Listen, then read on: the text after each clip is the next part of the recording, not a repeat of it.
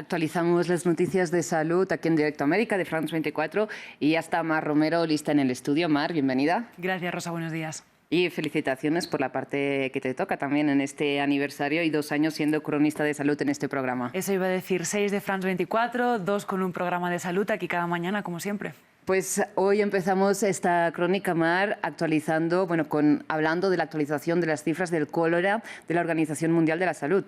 Sí, Rosa, es un informe que se publicó con todas las cifras de 2022, es realmente muy completo y la OMS no trae buenas noticias, habla de una pandemia de cólera que ha crecido durante todo el 2022. Vamos a repasar precisamente estas cifras. ¿De qué hablan? De un aumento, por ejemplo, de los casos del 111%, más del doble que en 2021. También más países afectados, en total 44 países han tenido casos de cólera en 2022 respecto al 2021, eso es un aumento del 25%. No solo sucede eso, no solo hay este crecimiento de cifras y de zonas afectadas, sino que también hay más países con brotes más grandes de 10.000 casos, que era algo que tampoco sucedía desde hace bastantes años. Y además en países donde no se había detectado casos de cólera también recientemente, como por ejemplo Líbano o Siria, ¿no? Siria es uno de los países, por ejemplo, con más de 100 muertos, igual que República Democrática del Congo o Nigeria. También se han registrado, como vemos, decenas de muertes en Etiopía, en Somalia, en Irak, y luego, como ven en los puntos, son varios países que han detectado, por ejemplo, en Europa, Australia, Nueva Zelanda, casos importados de cólera, que nos muestran varias cosas. La primera es la capacidad expansiva realmente de esta enfermedad, puede pasar de país a país con bastante facilidad, pero también que con buenos recursos de saneamiento, como vemos eso en los casos de Europa, de Australia, de Nueva Zelanda, realmente no pasa más de ese caso anecdótico importado y no llega a convertirse en un brote como si sucede en otros países. Por ahora, el continente americano, también en esto es una parte de una buena noticia, está limpio de cólera. Mari, le pregunto precisamente en los lugares donde ha aumentado tanto esta enfermedad, ¿cuáles son las causas básicamente? Pues lo que apunta la OMS es básicamente cambio climático, desigualdad, conflictos, desplazamientos. Eso es, por ejemplo, lo que ha sucedido con el caso de Líbano o de Siria, ¿no? En los campamentos de refugiados muy afectados por estos contagios de cólera. Lo que vemos también, según lo que dice un tuit de la OMS, ¿no?, es que se vincula sobre todo con el tema del agua potable y del saneamiento, de tener una buena red, por ejemplo, de baños que permitan separar las aguas negras y el agua potable para las personas. Algo que damos quizás muchas veces por sentado, pero que, como decíamos, ¿no?, especialmente en zonas de conflicto, zonas con menos recursos, o también en momentos de crisis climáticas o de eventos extremos, ¿no?, como las inundaciones, sequías, ciclones, no se puede dar precisamente por sentado que haya pues una buena red de saneamiento o acceso a agua potable, ¿no? Y por eso también lo relacionan con el cambio climático. Serán cada vez más frecuentes este tipo de eventos pues adversos y extremos, y es una de las cosas que más preocupa a la OMS en este sentido.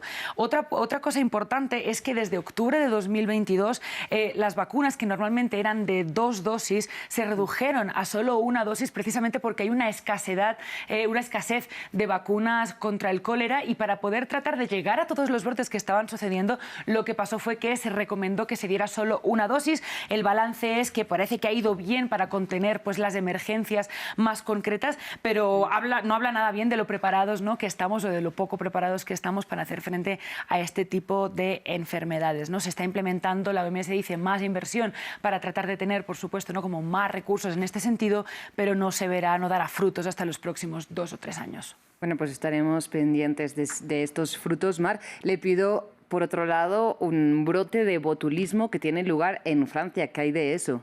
Sí, durante este mes de septiembre las autoridades sanitarias en Francia han estado en alerta por este brote, que tenemos la noticia de que pues parece ya estar finalmente controlado, o de que al menos no hay más personas afectadas de las que se creía. Todo esto es por unas sardinas en conserva que han sido el origen de un brote. Los brotes de botulismo, la enfermedad, digamos, del botulismo nace de una bacteria precisamente en las comidas pues mal conservadas, y produce unas toxinas muy peligrosas para para la salud, especialmente si se ingieren. En total, 15 personas resultaron afectadas, esto fue en Burdeos, 8 de ellas tuvieron que ser hospitalizadas y una de ellas perdió, pues desgraciadamente, la vida. Además eran personas, pacientes de diferentes nacionalidades que habían acudido a Burdeos por el Mundial de Rugby y que se vieron todos afectados en el mismo restaurante. Como decíamos, la buena noticia es que ya se cumplió el plazo de incubación, ¿no? Desde haber ingerido la comida, que se calcula que fue hasta el 14 de septiembre, ya han pasado todos los días en los que podía aparecer la enfermedad, entonces, pues definitivamente no hay más personas, al menos registradas, o no van a aparecer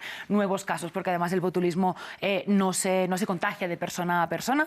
Pero bueno, hay pacientes que todavía siguen hospitalizados, por lo tanto, pues toca estar muy pendientes de esto. Y Mar, es que, perdone el desconocimiento acerca del botulismo, pero uno cómo puede saber si se ha intoxicado. ¿Usted lo sabe? Pues hay varios síntomas, como por ejemplo náuseas, dificultades en el habla, pérdida de visión. Lo que sucede es que el botulismo lo que hace es esta toxina que tiene afectaciones neurológicas, ¿no? Es una toxina que produce la bacteria, que crece precisamente en alimentos mal conservados y que puede afectar lo respiratorio, y ahí es donde entra, digamos, donde puede empezar a tener cuadros de más gravedad.